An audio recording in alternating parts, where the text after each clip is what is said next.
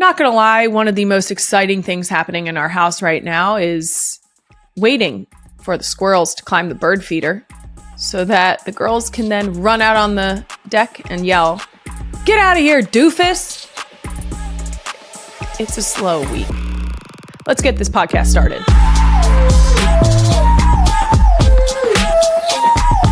Welcome back to Not Gonna Lie, a Wave original. I'm your host, Kylie Kelsey, coffee drinker, back on the full caffeine, established animal nerd, and my husband tells people I'm fluent in French. I'm not fluent in French. I took it for a long time, but I am not fluent. Coming up on today's episode, Father's Day is this weekend, and if you're looking for some last-minute gift ideas, don't worry. I've got you covered with my Mother's Guide to Father's Day. I have a feeling you're going to like it. And then you're going to hear my conversation with the guest everyone, including me, has been asking for since I announced this show. I have a YouTube comment here that perfectly sums up the hype. I cannot wait for the Ilona Maher episode. I'm going to flip a table if it ever happens. Let's flip those fucking tables. It's happening. Ilona Maher is coming up. And I might even give Queen Emma a full hour. But before we get to that, there's something I need to address. There's a clip going around from the other podcast that a lot of you have tagged me in. It also invaded my own algorithm because it's all over mom talk. That's right. I'm talking about Ellie's call. I'm all done pooping. Queen Emma, hit it. Can you guys make out what she's saying? I can't. Sounds good, though. She's saying, I'm all done pooping. That's the call for me to go wipe Elliot's ass. That's the soundtrack of my life right there. This happens probably anywhere from 2 times minimum, 6 times maximum a day. It is legitimately something that I hear in my, I was going to say dreams, but let's be honest, that's a nightmare. So a while ago, I started plotting, and every time one of the kids would get up from whatever we were doing and announce that they needed to go poop, I would say, okay, make sure when you're done, you call for dad. And they'd be like, all right, cool, got it. But since when they start yelling, they don't specify, they just yell, I'm all done pooping.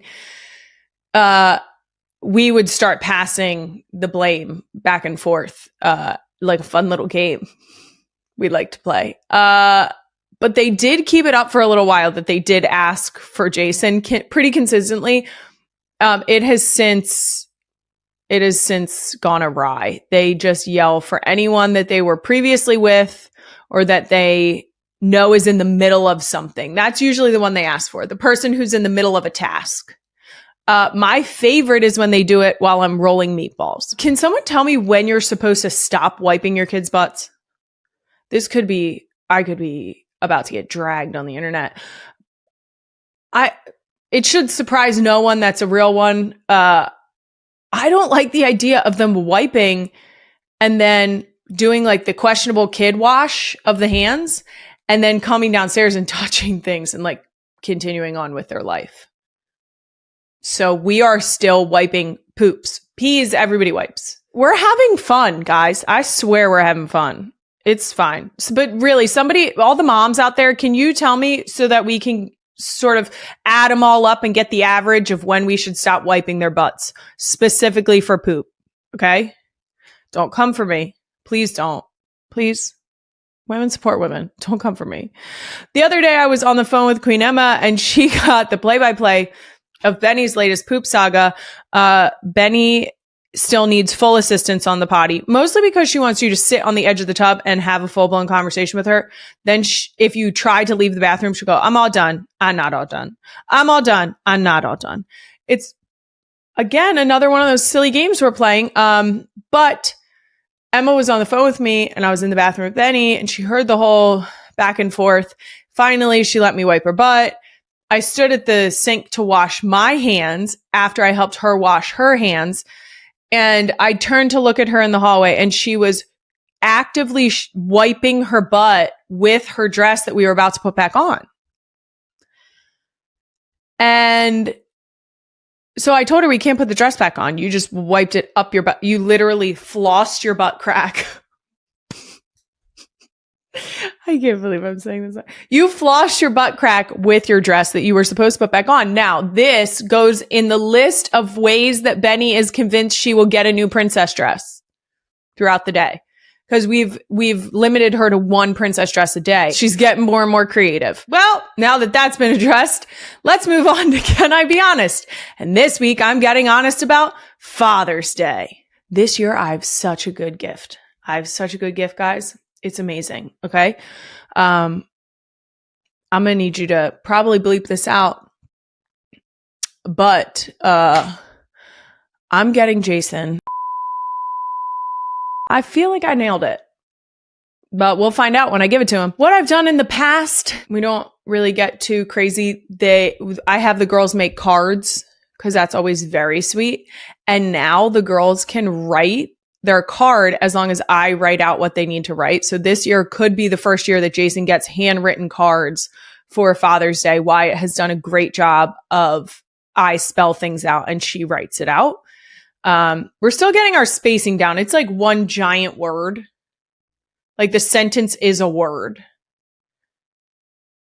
No biggie. We're going to get our finger spacing in there. It's going to be fine. Well, if you haven't bought a Father's Day gift yet, I actually have some ideas that I think you're going to enjoy. NGL presents The Mother's Guide to Father's Day. Gifts for him that are actually for you. Number 1, plan a special Just Dad and the Kids outing. You know how you should celebrate Father's Day? By being the ultimate dad. You know what? If you take them out without mom, then you're going to get so many compliments from strangers. Like an unreasonable. Seriously, it's insane. All of the boomers you come across are going to be like, you're the best dad. You're amazing. Look at you. You can get them tickets to a sporting event. Okay. You're going to need to clarify when you give him the tickets that it's for him and the kids, not him and his friends. Don't let him start texting because you don't want him to take up the seats of your children. Day at the water park? A camping trip overnight? Stop. If it's not already clear, mom would stay home for all these activities. Have fun, mom. Kick your feet up, read a book, put the show on, binge it. Number 2, literally any new gadget you've been eyeing for yourself, as long as it's something he can occasionally use. Okay. These are going to be things like appliances. Okay. Foot massager, back massage. There's these cool back massagers that you put over your shoulders and you pull the hands down. It like settles into your neck. That's perfect. Get that for him. Send him out with the kids. Pop that massager on. If I were going to get Jason an appliance or gadget, I would get him AirPods. You want to know why? Because every single time that man loses his AirPods, somehow mine end up his. It's crazy how that works. Number 3, clothes you would like him to start wearing. Does your husband also wear t-shirts, shorts, and flip-flops nearly 100% of the places you go? I'm actually okay with it. But if anyone wants their partner to start jazzing it up a little bit, buy him a nice new outfit. Even better, tell him the kids picked it out. It'll work, I promise. As soon as the kids they get like the big eyes and their lip starts to quiver and they're like, you're not gonna wear it, you know?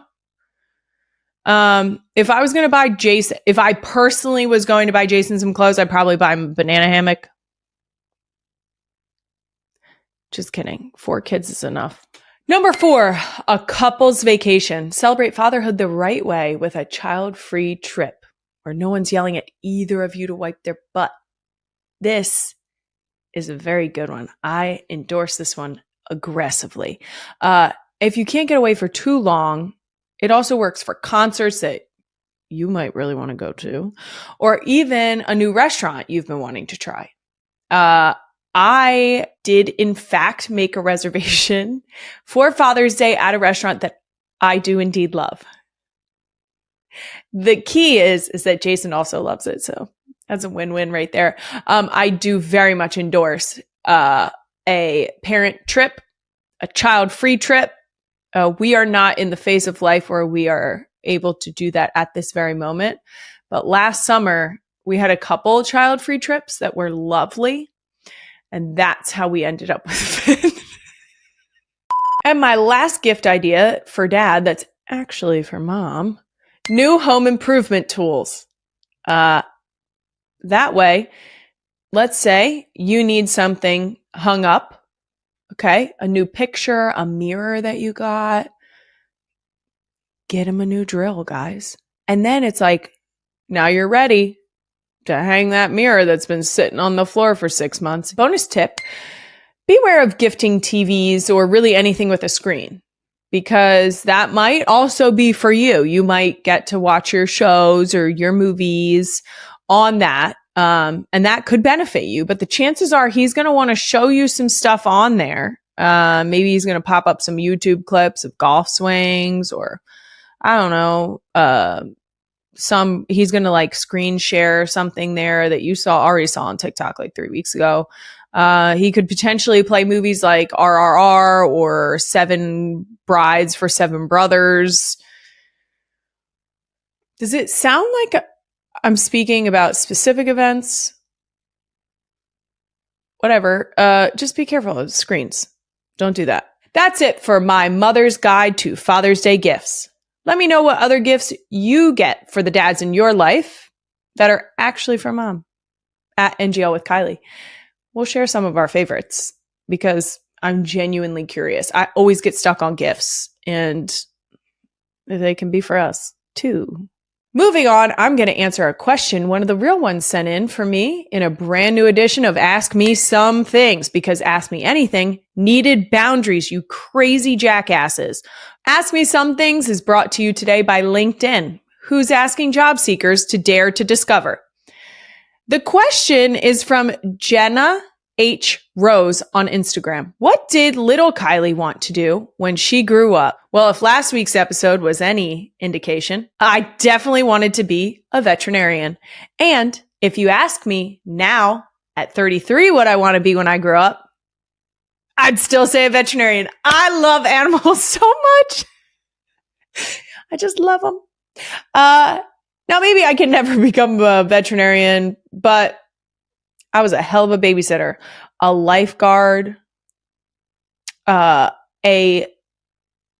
cashier at the local grocery store.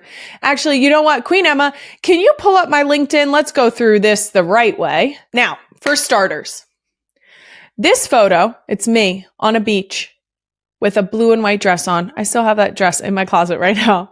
This dress is very old. And so is that photo. I'm riding that photo till the end of time. Okay. You want to know why? Because my hair's flipped to the side. It's got that beachy volume, that salty air. I love that photo.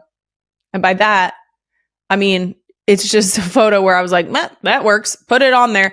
And now I don't think I've ever taken another photo where I was like, you know where that would do well? Professionally on LinkedIn. I have not yet updated my LinkedIn to say podcast host, so that's messed up. I should probably do that. But am I? Okay, so the real ones already know I'm a coach and that I work for the Eagles Autism Foundation. Here's some shit you might not know. I was a lifeguard at the Society Hill Towers. I did assist in the grill reservations as well there. Moving on. I was a babysitter. I babysat probably from when I was like 12 or 13 until, I mean, I'll babysit your kids today. I don't care. Put it to present, you know? I would like to circle back. Queen Emma brought up a great point. Babysitters, 12 and 13 years old. What are we doing? Are we still doing that today? To be clear, I would have a 13-year-old mother's helper, aka someone is home and I just need a couple extra hands or someone to sit down and color with the kids or that sort of thing. Leaving them at your home with your kids, them being Me when I was 12 or 13. What? I was a staff writer for the Loquitur. That was because I took journalism in college. Shout out to Jay-Z and the rest of the communication department at Cabrini. It was college when I started there. So Cabrini College, RIP. Speaking of Cabrini College, the Dixon Center building supervisor. That was our rec center. And I started out as a front desk staff and eventually I was a building supervisor. So I was the one with the keys. I had the keys. So if you needed something opened, that was me. I know, big time. Pretty exciting. I actually love that job. I loved the Dixons. I loved everything about Cabrini. I'm a Cabrini hype girl. I will always be a Cabrini hype girl. I was meant to be there. The end. That does it for Ask Me Some Things, brought to you by LinkedIn. My conversation with Ilona Maher is coming up right after this message from me about, you guessed it, LinkedIn. If you're a real one, you know that when you search my name online, one of the first things to pop up without fail is a ridiculous tabloid headline, but also right underneath, my LinkedIn profile that I made when I was in college. Look at that photo. I love that photo. Look how young and well rested I was on the beach without a care in the world. Gosh, great photo. Good times. In our house, we've had all sorts of career moves during the past year or so, from Jason starting his broadcasting at ESPN to me starting this podcast. Our careers have completely changed. And if you're also looking to make a career change, LinkedIn can help you easily discover the opportunities that are the most relevant and aligned with what matters to you most. Whether you're looking to work for a female-founded company or a small business, LinkedIn can help you discover jobs through their job collections. And when you're searching for jobs on LinkedIn, you can use their job match feature to focus on roles that fit your skills and experiences instead of reading through every single job description. You know who's set job listings on LinkedIn before? The Eagles Autism Foundation. I'm just saying, really great organization to work for. You could set a LinkedIn alert. Go to linkedin.com/jobs to more confidently navigate your job search and dare to discover your next opportunity. She's the Olympic medal winning phenom with a TikTok as elite as her rugby skills. You've seen her on Dancing with the Stars, the cover of Sports Illustrated Swimsuit, and on her podcast, House of Maher. She's the most followed rugby player in the entire world and one of, if not the most requested guest on this show. It's my friend, Ilona Maher. Ilona, welcome to Not Gonna Lie. Happy to be here. That was awesome. I actually love hearing my intros because I'm like, dang, I did that. I did that too. Say it again. I did. Keep going. Keep it coming. I love it. I love it. It has been a long time in the making. Like I said, the number of comments, it's a little unhinged. No, it's okay. I love those little fans. I mean, you've sparked something in people. And I feel like every time now that women's sports is brought up, which is one of our topics on the show, people are like, Ilona. I love that. I love it because it's like from a sport that isn't really known. And rugby seems so small, but to be known as just like an athlete and women's athlete in all of sport and to be making a change is so cool, because I never wanted my reach to just be rugby. I want it to be so much bigger than that. It is. You have successfully nailed that. I'm so glad we're hanging out because it's been way too long. The last time we saw each other was in Paris. Yes. It's the first time I've ever watched Rugby Sevens, which was unreal. And did you get into it because of your dad? Is that right? Kind of. I mean, my dad's a big rugby player. Jason taught Jason how to little pass or something like that in the box. But he's a rugby guy, has always loved rugby. But he never got us into rugby because there was never like high level varsity programs. And he read all these studies. He's a very smart guy. He read all these studies about like having his daughters, how sports helps his daughters so much. So from a young age, we were playing all sorts of sports, and also how playing many sports was great for his daughters. Yes. So I would do one each season. I would do field hockey, basketball, softball. I would go to softball pitching clinics. I would do travel ball. But we never did rugby because he's like, well, they're not getting the funding. There's no teams around here. I want my daughters to play in the best leagues. You mentioned Jason and us getting to meet your whole family when we were in Paris. They were nice enough to give us yes shirts, which we then, well, to be clear, your whole team was nice enough to sign a jersey for Jason, which he then was like, I'm going to put it on. Yeah, I saw that. I was like, whoa, I've never seen that happen before. That was the best sound effect I've ever heard because it's exactly what was happening. Yeah. It was like trying to put sausage back in its casing. Right. It was incredible. And he was fully committed. Fully committed. Didn't he put it on for the second day too? Yes, he did. Bold. I love that. Like, dang. As if there wasn't enough sweat absorbed in it the first day, he then put it on again. And I was like, I don't think you understand. This was given to you similar to like when you get a football jersey from a coworker. Yeah. You pop that sucker in a frame. That's what it's for. And he was like, but I'm wearing it. And I was like, but they're not going to ask you to go out there. I think that's the best. I think because like we give these jerseys and then, oh, thank you so much. I bet most people don't frame them. I'd say probably 10% actually frame them. Well, I'm forcing it to get framed because I fear he might try and put it on again. Well, honestly, it's kind of iconic now. You did that one story post where he's like sitting there. It's a shirt also of me. He has my face on his shirt. He's wearing the jersey. Yeah. He's just like tired after a day. Speaking of, your sisters very kindly gave us their shirts. Oh my gosh. Very kindly. I'm still feeling a little guilty about it. I will offer to give it back. Do you have it on right now? But I don't want to like. Oh my God. No. I wanted It's to offer gorgeous. to give it back. Thank you so much. I'm going to untie it. I love the 'cause tie was too. Kind I of was trying to hide cutesy. it. Kind of cute. Thank Oh you. my gosh. You know what's funny this about too that? much? No, I don't. Okay, great. I don't. Thank you. The room, I think it looks perfect. Okay, great. The funny thing about that. I was going to offer to give it back, but I feel like if I'm wearing it, No. no one's going to take it back. No. There was It's a perfect. tactic here. My dad actually was the one who pretty much like designed these. So They're perfect. They're perfect. We go to Madrid. I play a tournament in Madrid. My parents go.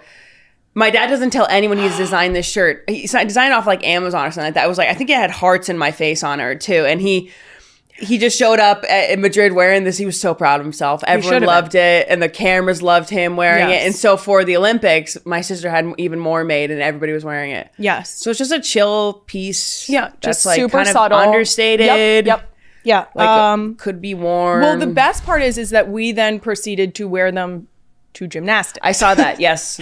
Needless to say, I'm offering it back, but like, not really. No. Okay, great. Thank Maybe you. LA 2028. You can wear it again. You get it. I'm not framing this because then I want to be able to wear it again. Perfect. Okay. Perfect. I'd love to get into a segment. I think you're gonna like as a content creator. It's called Doom Scroll of the Week. Okay. This first clip you may have already seen. Someone said that if you're over 200 pounds, Right. that you shouldn't be in a Pilates class. Yeah, for So this clip that we're going to show is not the original clip. It's a reaction to the clip. Queen Emma, roll the clip. This is for the woman who said that if you're over 200 pounds, you shouldn't be allowed to do Pilates. If you're not her, keep scrolling. Bitch, shut the fuck up. I would just like to say, 234 pounds, and I'll roundhouse kick you in the fucking head. I want my legs to Why look is like 200 that. pounds like the benchmark for being unhealthy now? Actually, scratch that. Why is anyone anywhere talking about anyone's weight that isn't their own? Just mind your own damn business and have a great day. Bye.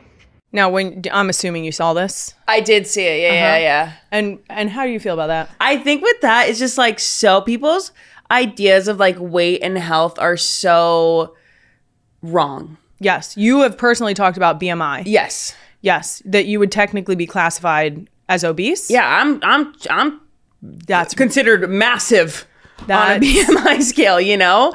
It's just, I'm like, I get that a lot of comments, or actually I don't get as many comments, I think, but I think I have a BMI of like 30, and I was like, some woman commented that, so I talked to my dietitian about it, because I was like, this is like crazy comment, and when you actually like BMI is just two numbers put together and that's it. And I'm like, does that show you anything? That doesn't tell you a gosh darn thing of what I can do. And no one would think like, nobody would look at me and be like, wow, she is just, that is crazy. So I think with the 200 pounds thing is I'm 200 pounds. I like heaviest is like, I'll go to like 203, 213. And then my playing weight at the Olympics, I was 197. Yep. So it's just crazy. To me, it screams that the original poster of this was probably 5'2" max. 1,000, yeah. Because I don't know that there are people who are. You're 5'11", right?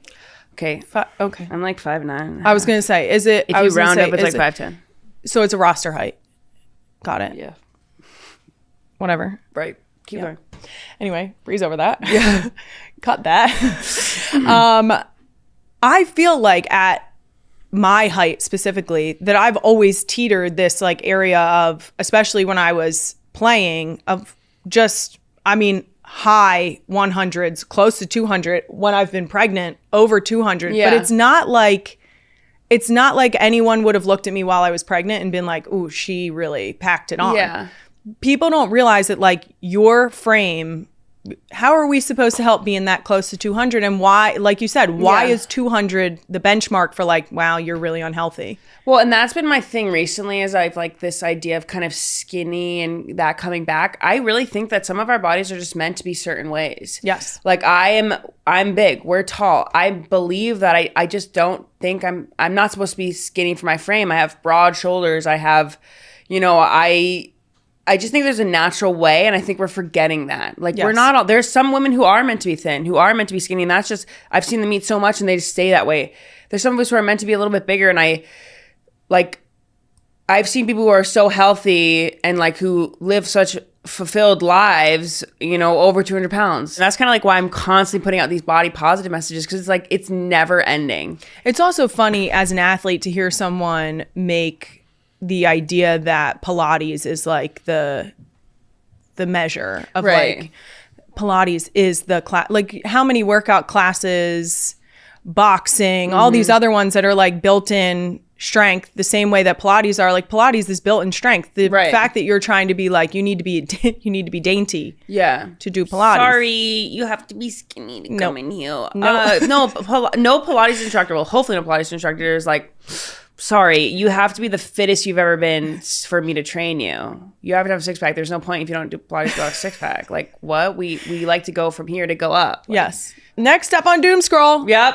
This is a trend I have some strong thoughts on. I'm very interested to hear yours as a professional athlete. Queen Emma, hit it. Hi, can I just be a bitch for a second? Oh, yes. Thanks. Yes, you may. I can't stand when people say, try this high protein recipe, high protein hack, blah, blah, blah, blah, blah, protein, 100 fucking grams of protein this, 1,000,000 fucking grams of protein that. And the recipe is literally like putting yogurt in a bowl and then dumping a bunch of protein powder into it. Yeah. Yes. Eat fucking real food. We pulled this TikTok because I may or may not have gone off on a hard tangent. When? In pre-production meeting about how everything is like trying to be high protein. Yeah. And we could just like eat a hard-boiled egg, get some protein in. Like we don't need to just like smack protein powder into everything. And protein powder, I've had like a couple that aren't terrible. They're all chalky. Yes, most of them. 1,000%. And I love food. So I would just love to hit my, whatever you call them, macros. Oh yeah. In eating meals. Yes. How do you feel about this whole high protein push? Because you need to have a fairly high protein diet. I have a high protein diet, but I also have like probably the highest carb diet. Love that. Ever. And I was raised on a very high carb diet. And carbs are really the energy that you need. That's science, truly. But I have a very carb heavy diet. I get protein in for most meals, but I'm actually not as committed to the bit as I maybe could be. Sure. I think I could be leaner. I could be this if I was really focusing on protein, but I just don't see, I think I'm fine.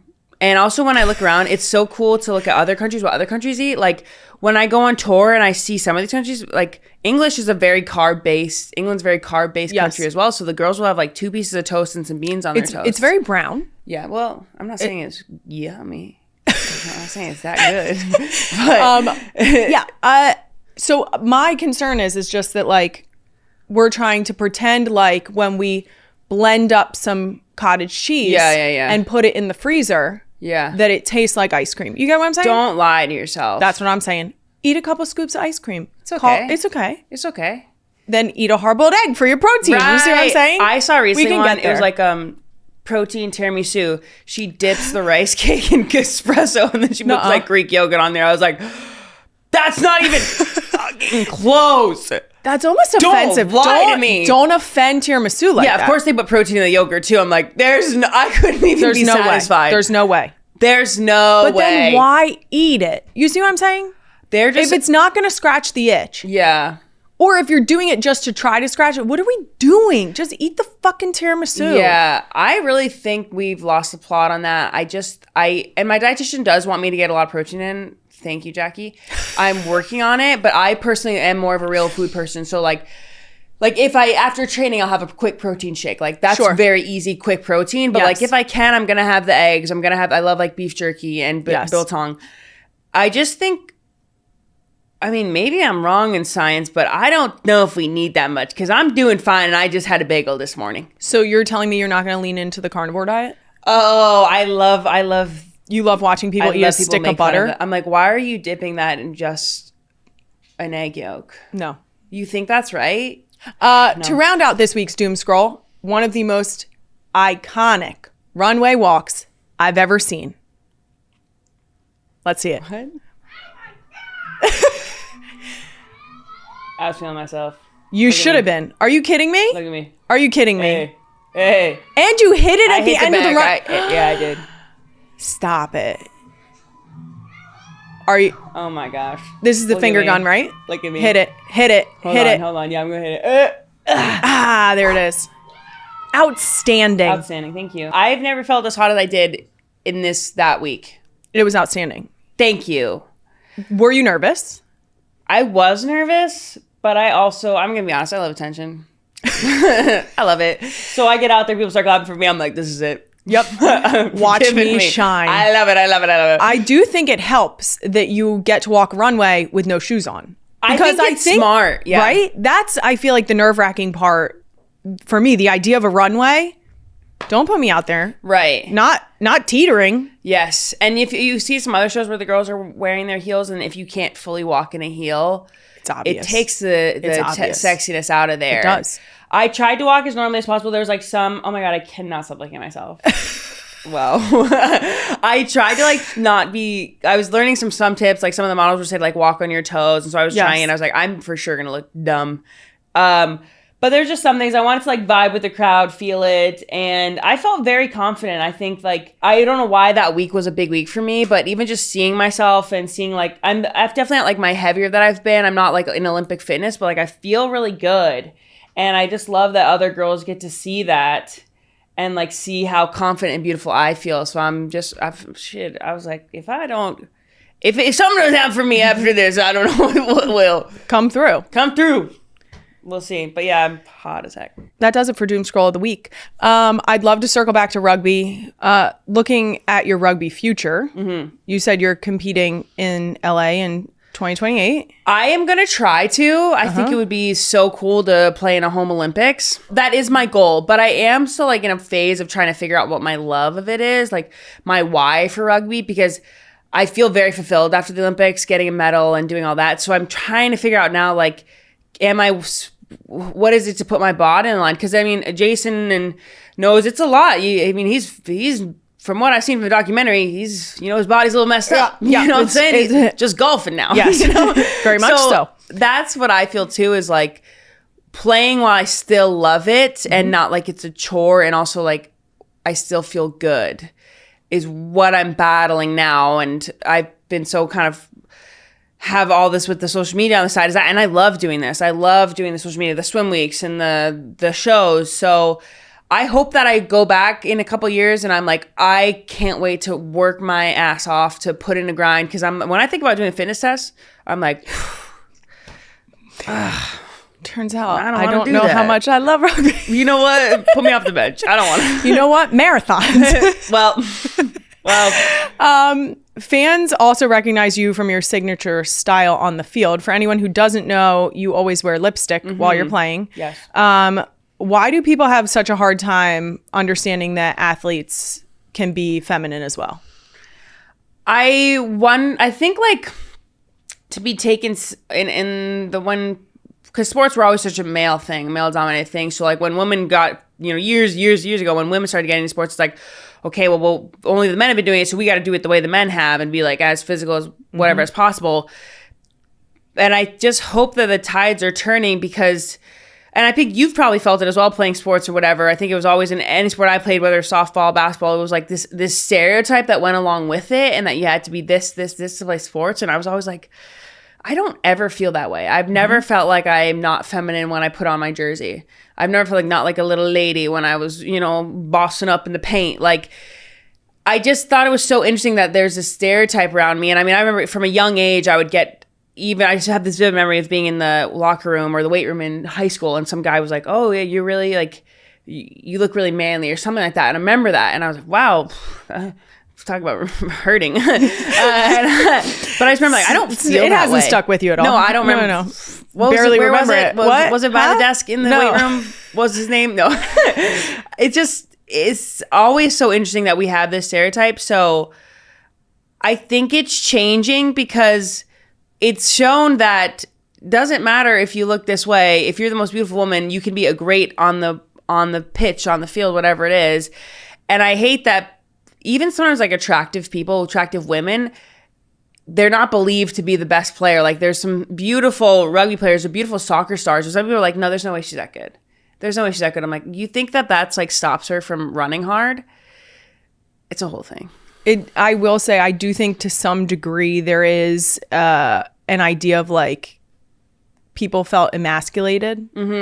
And then they started to perpetuate this idea that if you were strong, that it was only a masculine feature and that it couldn't be attractive in a feminine way. Yes. And that to me is like, so, I mean, tell me you're insecure without telling me you're insecure. Yeah.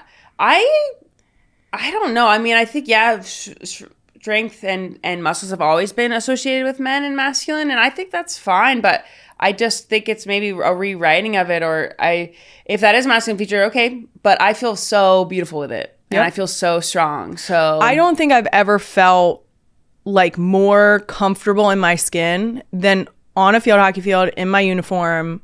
Like those are those moments where I'm just like, I know I'm supposed to be here. And I know that like the way that I'm moving is intentional. And like it just like in my body, I'm very present in those moments. And like that feels good. Like I just think it's silly to be like, well, you can't, it's not attractive that you're out here trucking people. And it's so wild to me that like that stops some girls from playing. Some girls from playing sports. And my thing is, I would love if more people tried rugby, but honestly, try any sport. Yes. Go try field hockey. Go do shot put, whatever it is. Just see what your body's capable of instead of just it being something to objectify.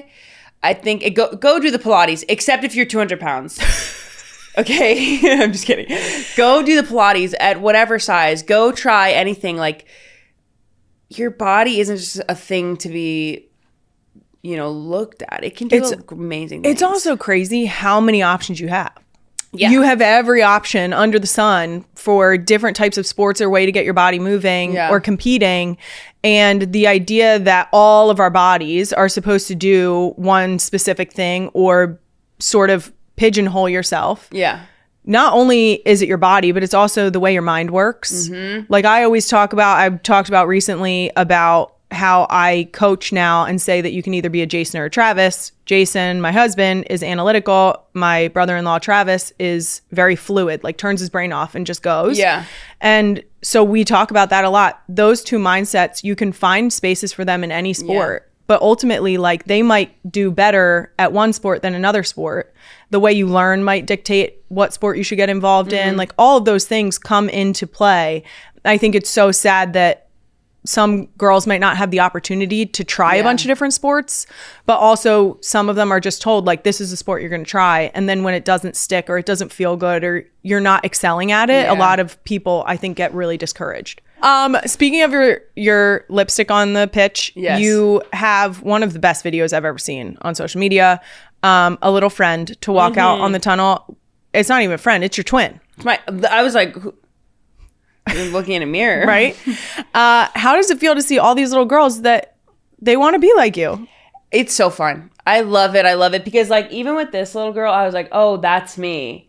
And at her age, I was starting to get into that age where I was like figuring out what my body was capable of, or like figuring out like, oh, okay, I don't look like the other girls. Oh, I'm kind of bigger than the girls, but yet I'm faster, I'm fitter. And this was where you start to become more aware. So it's so cool to see her looking at me like that.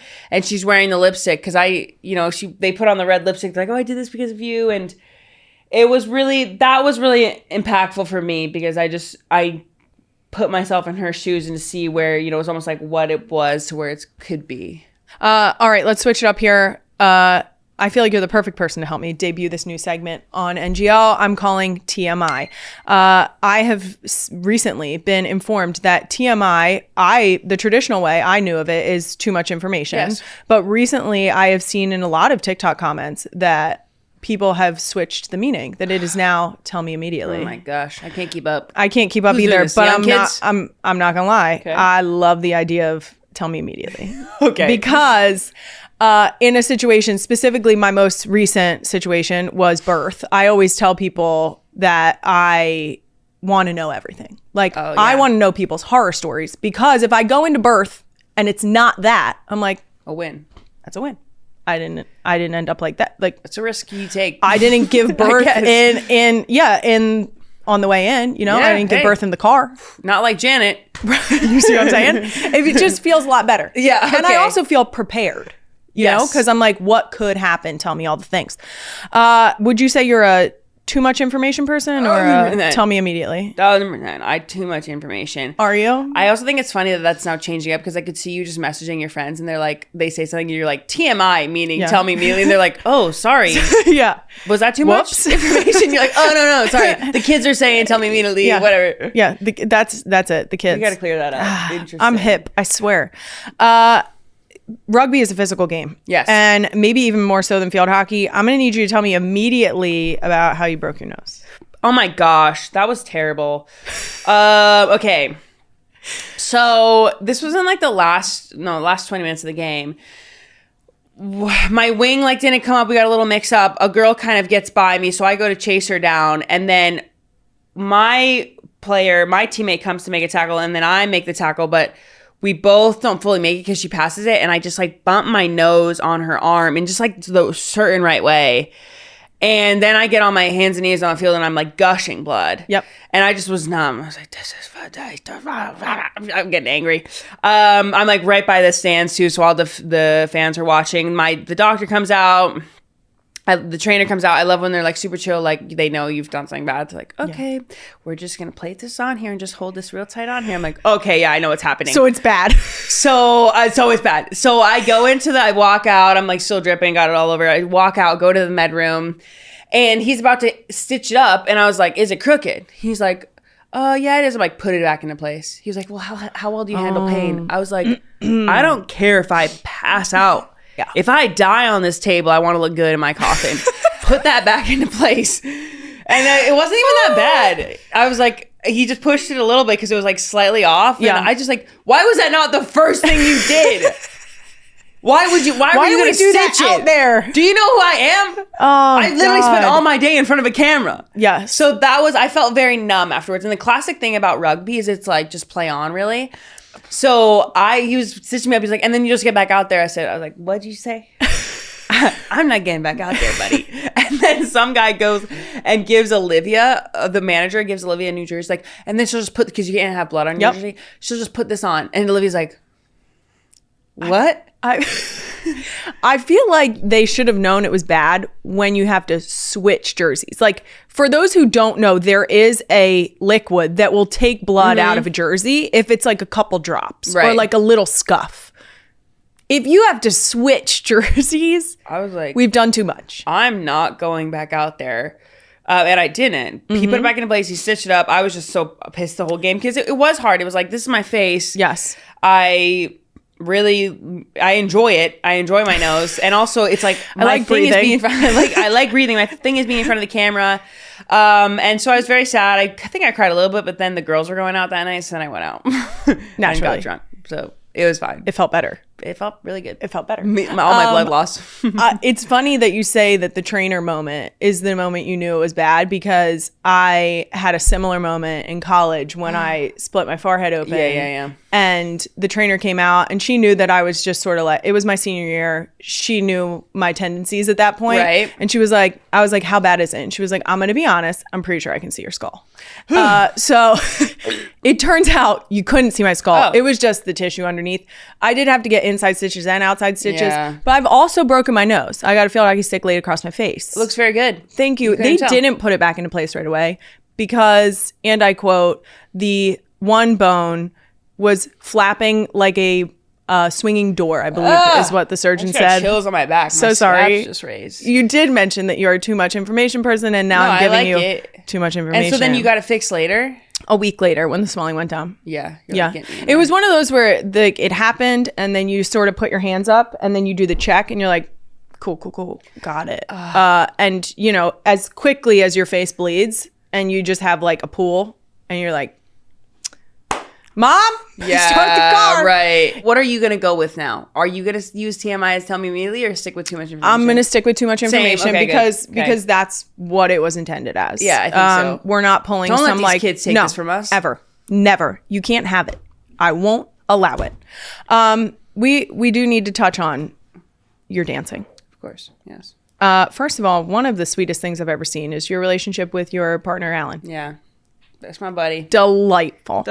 Yeah. The content that has come out of that on TikTok, top tier. Thank you. Love Thank it. you. Yeah. I feel like I'm like watching just best friends be best friends. Pretty much. He's like it's like my teammate or like a little brother that you love, but also, one of these. Yeah. Because it's hard. I mean, it's like, it's a partnership, right? But also at the end of the day, it's also a coach and a player. Yes. And also like a man-woman, not in a romantic relationship, just being friends and enjoying time together. How annoying is that? I know. Well, How honestly, annoying. I was like, okay, if just keep voting, please. If you could go on any competition show next, what would that be? I think my time on reality competition has ended. Are you sure? They keep asking. Would you go on one? Absolutely. Which one? Fucking not. Okay. What? So, okay. No, but you already did it. You're good at it. Right. So you're not doing Dance with Stars when they get the call? Absolutely. Fucking not. Don't call me. Don't it's a call her. waste of a phone call. Okay. Don't call me. Well, all right. So if I was younger, I think I would have slayed on Love Island. Oh, okay. 1,000%. I would have killed it. I would love to tell you that I've watched Love Island, but that's okay if you don't the show's called Not Gonna Lie, so it's just couples, hot people in a villa. I've heard. I do understand that. That's where I'd love to spend a summer. But I'm a little too old for that now. Are you? I think so. At least. How old are the people in the villa? Some of them are like 21. Ooh. They're fresh out, ready to make a name for themselves, and that's not me, you know. But now I think if I were to go on, I don't know. Dance with Stars was like really hard to get out of me. People love Traders. Like they keep seeing if I want to go on Traders. Have you watched that? I have. Well. Okay, she's lying. Bits and pieces. Not gonna lie. Bits and pieces. Bits and pieces. My husband watches it, so I'll catch it when he is watching you're it. like and I'm actually walking the dad by. who's in the lobby. Like, what's that guy's name? That's it. What's he That's doing? me. Yeah. I don't have one right now. I hope to go more into scripted space. Ooh, love it. Get into acting. Okay. Be like a kind of a female John Cena out there, you know, play the hot assassin or something. Probably typecasted for sure. Did you know that we like to manifest things here? Oh, perfect. Start. But you just did. I just did it. We did it. You heard that, universe. Now, as the real ones know, we also have the other podcast that records at my house. Yeah. The other one. The foyer. So I can appreciate how fun it is to do a family podcast. Yeah. You guys recently started House of Maher. Just how's it going? Chatting. It's good. It's just me and my sisters. Us, how we video call is now us talking into mics with each other.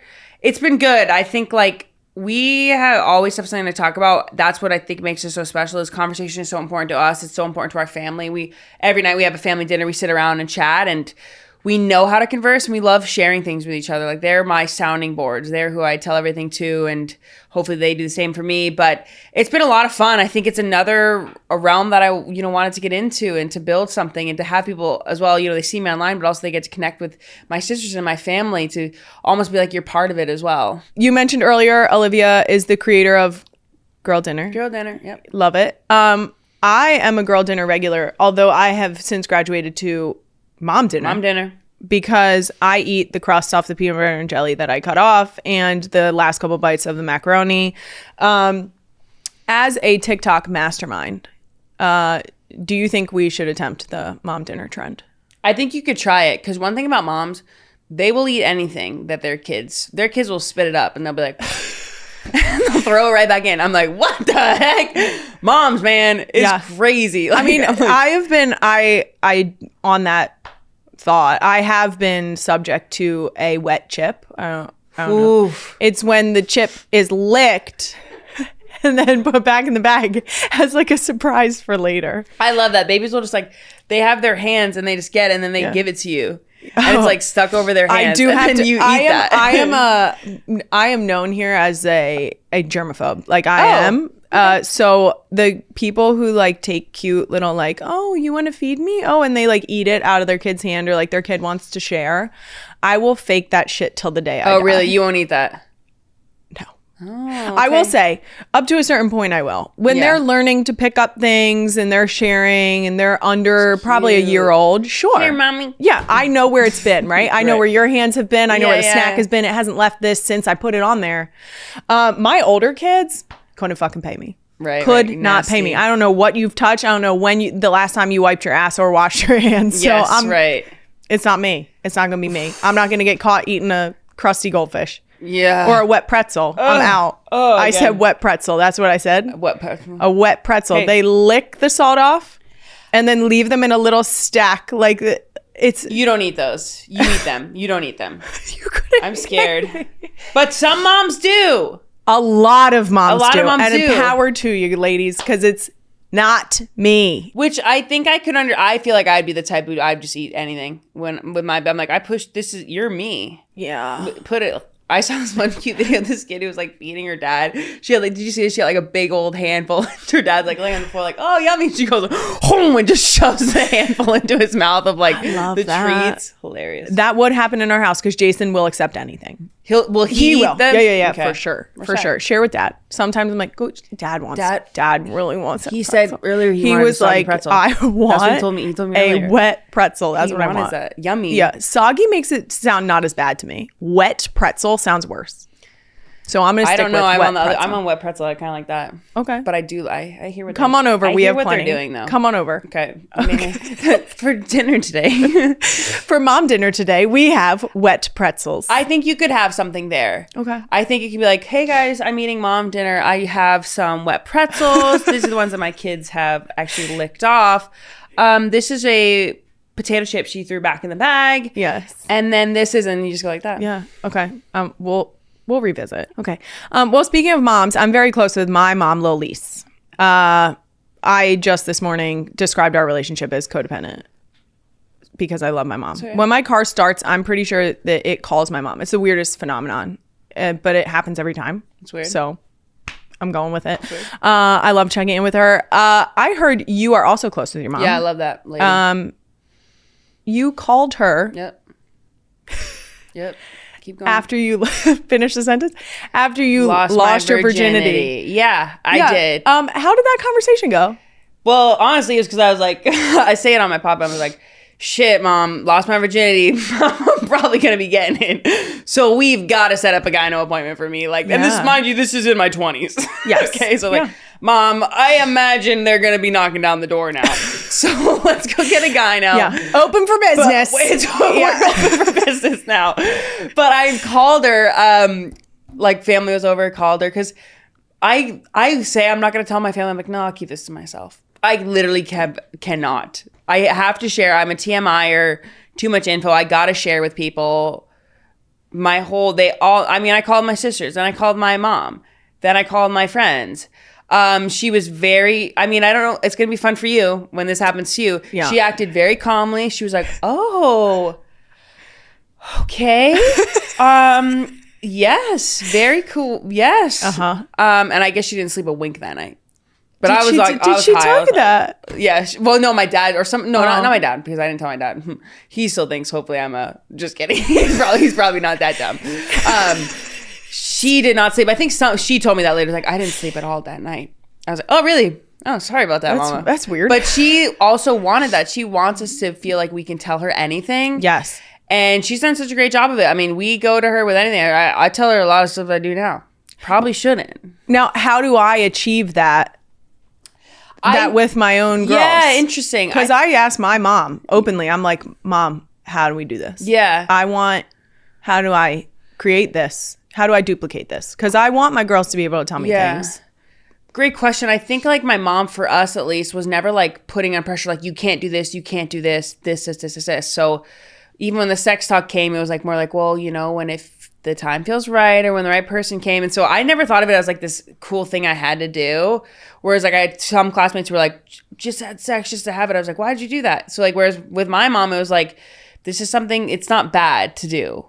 Even with like drugs and alcohol, it was like never this thing that was like, you can't do this. So it took the fun out of it when it's like something that your mom's like, okay, well, this is something, but you have to be smart about it. Maybe do it here or whatever. So it really takes the fun out of it. You're like, it's not as risky. It's not as risky, you know? I will say there was some point in my life when I was younger where I told my mom during one of our deep mom talks, AKA when I like bombarded her and like came in and sat in her room while she was doing something and just was like, okay, but right. Mom, here, takes now. off her glasses. We're here now. But I told her, I was like, I think I'm going to save myself for marriage. I love that. And she was like, I think you're going to change your mind. And I was like, no, I'm pretty sure. I'm pretty sure I'm pure. Little Lisa, I won't be doing that. Well, let me tell you, Lil Lisa doubled down. And she was like, hey, you got to test drive a car before you buy it. Right. So, thank you, Lil Lisa. Yes, we might have to cut that depending on Lil Lisa's feedback. But I think that's like also realistic, right? Very. So, you know, just it opened up like, if my choice is not to stay pure towards marriage, newsflash, didn't stick. Right. Right. Naturally. But if it wasn't that, my mom was like, you're good. Yeah. That's okay. Whatever. Which made it less risky. Yeah. It made it less scary. Yep. Sure. Yeah. Yeah, I'm trying to recreate the Lil Lise situation. I think also it opens the door for just safety and protection. Like with my mom, then I could talk about getting an IUD. Yes. I could talk about like condoms and all that stuff with her. So it also opens the door for that. You know, they're now protected and they know. Whereas instead, if they're scared, they're not going to talk to you about getting proper birth control, or they're not going to talk to you about how to stay safe, you know, when they're exploring. Because I'm going to tell you what, if kids want to explore, they're going to explore. If kids want to do something, you're telling them, they're gonna find a way. So it's almost like better to just equip them with the smarts and with the safety of it. Yep, an open conversation. Yeah. I love that. I hope I can figure out what Mrs. Maher and Lil Lise have achieved here. Well, luckily you can hear a lot more about the Maher family every Tuesday on their podcast, House of Maher, on YouTube or wherever you get your podcasts. I always like to give people props where they're due. Raising 4 girls, like we talked about, I am so grateful for what you're doing for female athletes, for the stage that you're setting and the environment that you're leading them into.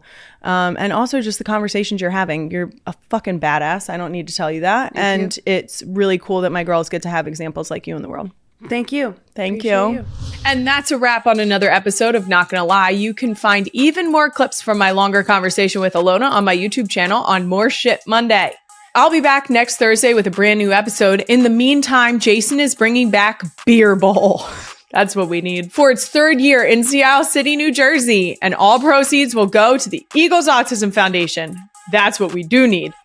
We could use some female team submissions because the other podcast is getting a lot of men. Ladies, come on now. I believe in you. I will be there and I want to see you compete. So you got to tag at NGL with Kylie with the hashtag Beer Bowl to tell us why you should be chosen to compete. This next point, I'm talking to all of you. The morning of June 25th, I will be holding a fitness class. Am I teaching the class? Absolutely not. You don't want that. Am I participating in the class? Probably. Will I be there? Definitely.